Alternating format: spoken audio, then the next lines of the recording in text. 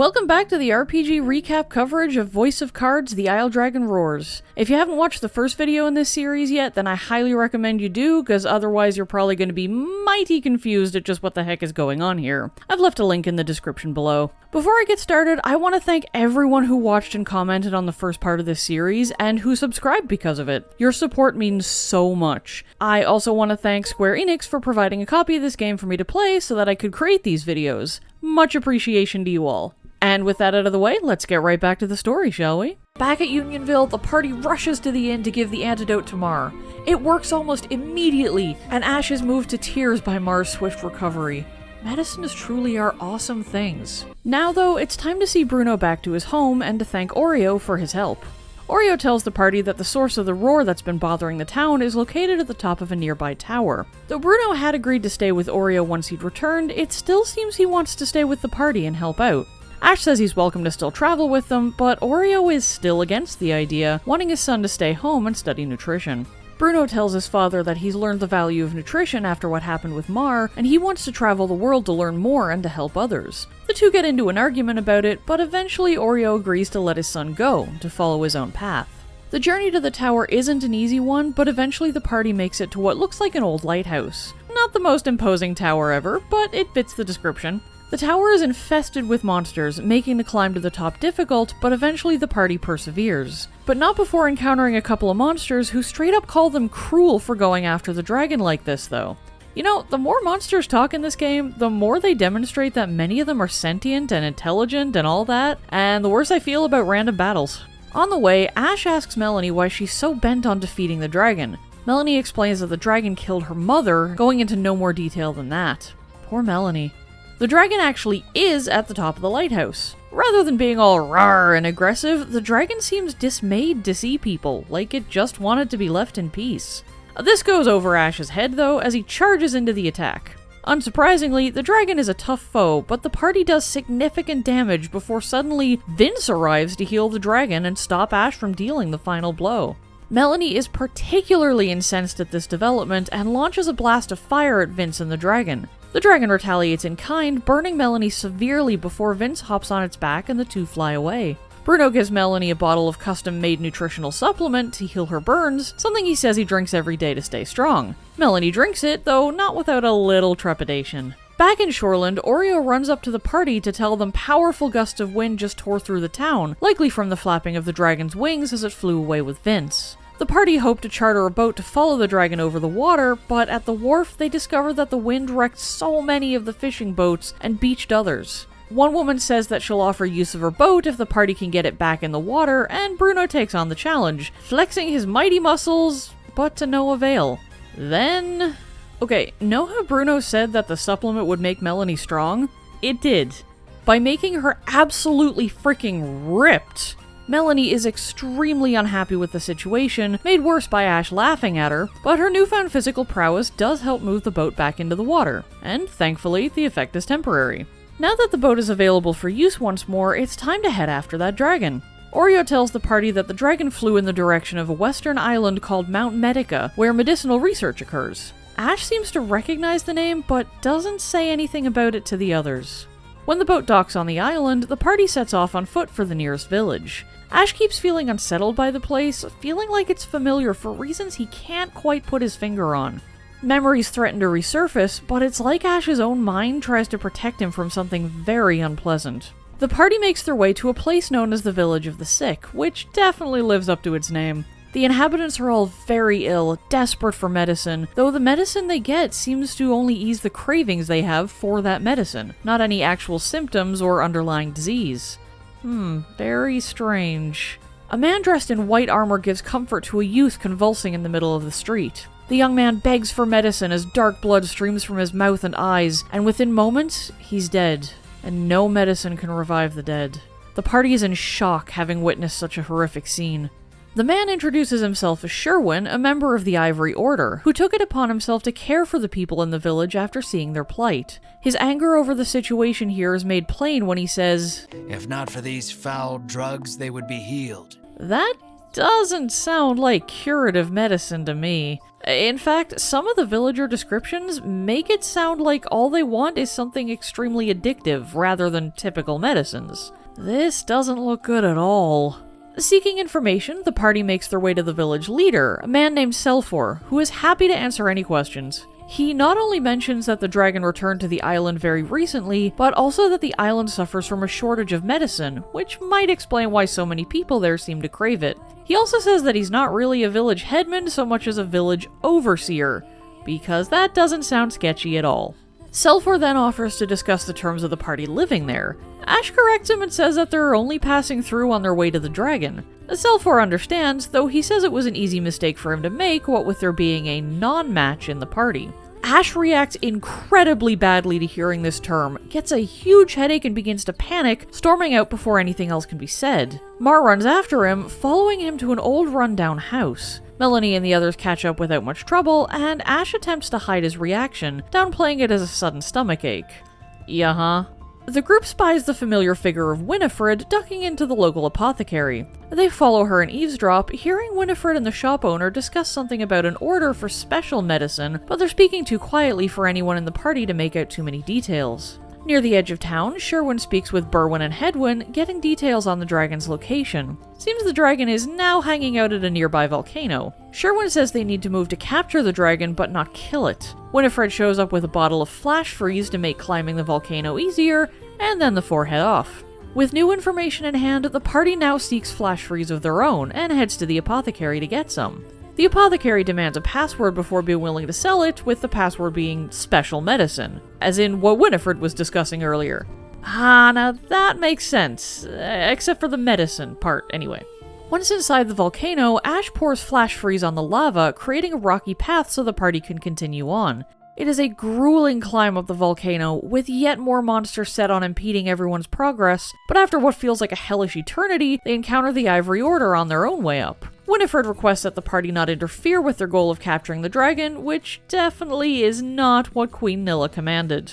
Sherwin leads the others deeper into the volcano, leaving Ash and friends to fight more approaching monsters. It's an easy fight, but the Ivory Order is now out of sight. The party needs to hustle to catch up so they can deal with the dragon first and claim all the riches. At the volcano summit, the Ivory Order are engaged in a fierce battle with Vince and the dragon. Ash and the party leap into the fray, desperate for that reward. But before anything else can happen, the dragon smashes its tail into the ground, opening up a hole beneath the feet of the Ivory Order specifically, sending them tumbling to a lower level of the volcano before it retreats. The party presses on in pursuit of Vince and the dragon, finding them at the very edge of the caldera. Ash and his companions fight ferociously against them both, with Melanie in particular being baffled that Vince would sacrifice his life to protect the dragon. Vince's response is to cast forbidden magics to give himself greater strength, standing between the party and the dragon. Vince gets absolutely wrecked in his defense of the dragon, which the dragon doesn't take very well. He doesn't want any more harm to come to people, and when Ash shoots back a litany of the harm that the dragon himself has caused, Vince retorts that it's all lies. The dragon is impressed, though, at everything the party has done in pursuit of him, and he agrees to tell the truth about what's been really happening all this time.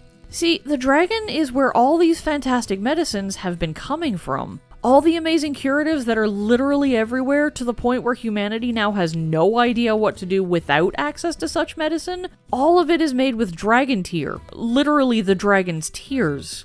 The Ivory Order captured the dragon ages ago and tortured it over and over again to make the dragon cry and get the secret ingredient for all the medicine they make and distribute to people all over the world. And yes, that includes any medicines that people in the party have chugged down to stay alive a little while longer. All of it has come from the dragon's suffering. The dragon has grown tired of suffering for humanity's convenience and begs the party to kill him to end that torment. The Ivory Order won't stop chasing him, intent on recapturing him to begin the torture anew.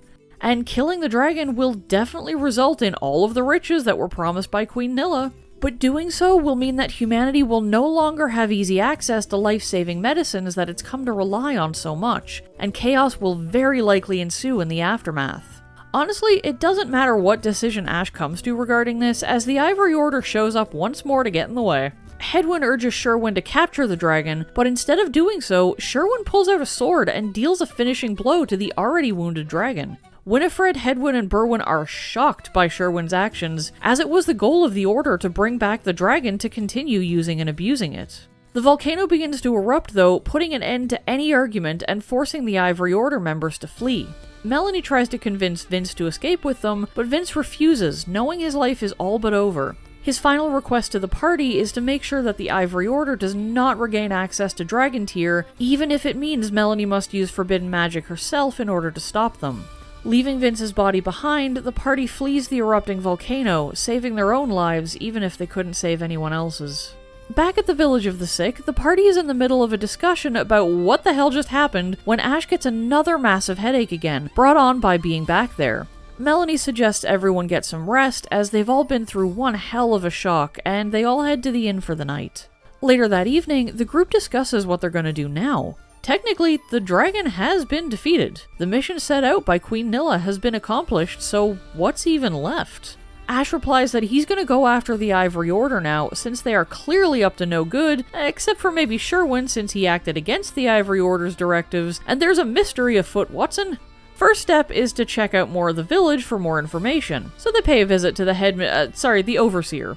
They explain to Selfor what happened at the volcano, and then ask what's happening on the island in the first place. Selfor explains that there's a factory on the island where the Ivory Order makes medicine, and this village basically exists in order to give them an endless supply of test subjects to perfect their formulas on before any medicine gets sent out into the wider world. So the villagers who seem completely addicted to medicine are, technically, but it's only because they've been given it so constantly. They don't really get a break. And some of them experience weird side effects as a result of new formulas being tested on them. Sometimes people try to escape, and the Ivory Order always brings them back. Selfor describes a certain familiar old rundown house, the one Ash ran to when they last spoke to the Overseer, and says that a family of 4 used to live there, 2 kids and their parents. Ash gets a terrible feeling and says he wants to go check out that house. So the party heads back there and Ash starts remembering. He remembers how he used to live there alongside his parents and his twin sister Mar.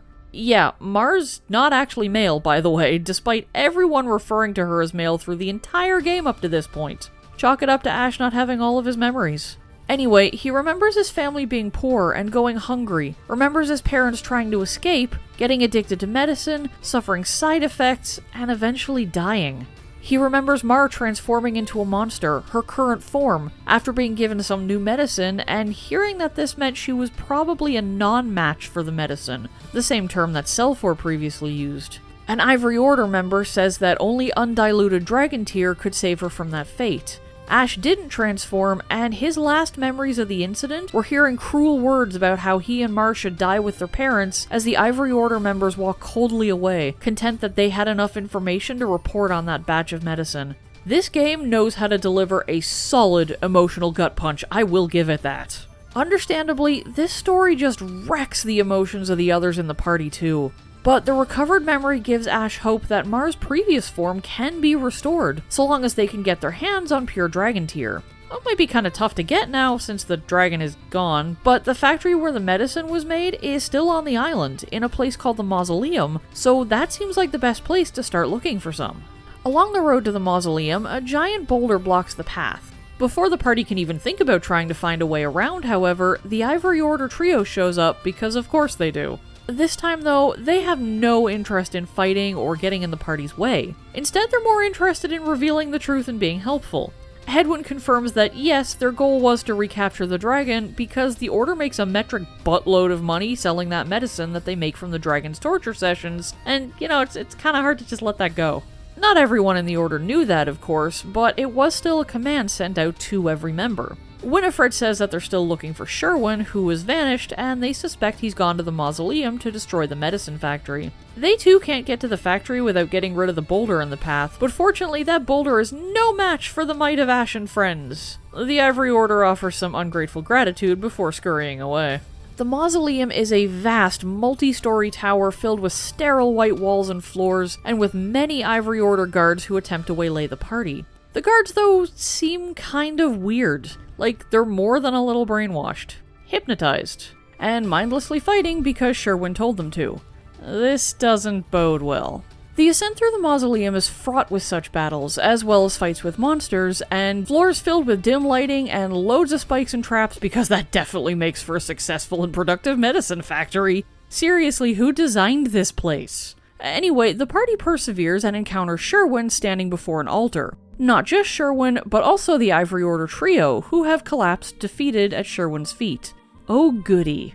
Sherwin seems in a talkative mood, so he reveals that this room is where the dragon was kept prisoner and tortured so the Order could harvest all the dragon tear. They found the technique to turn dragon tear into various medicines. Sherwin also reveals that the medicine also stole his parents from him, just like Ash and Mar, so he vowed to infiltrate the Ivory Order and climb the ranks until he was in a position to destroy the thing that had caused him so much grief. Now he wants to finish the job and destroy the mausoleum itself so that no remaining dragon tear or medicine could harm the world again. Sherwin stands before the altar and chants a strange spell. The trio struggle to their feet and spit their rage at Sherwin for betraying everything the Order stood for. Sherwin, however, doesn't give a damn and keeps on with his ritual. Ash attempts to stop him, but Winifred blocks him, saying that Ash isn't strong enough to stop Sherwin. None of them are. Sherwin is just that strong. But all of them might stand a chance if they set aside their differences and fight together. Now that's what I'm talking about.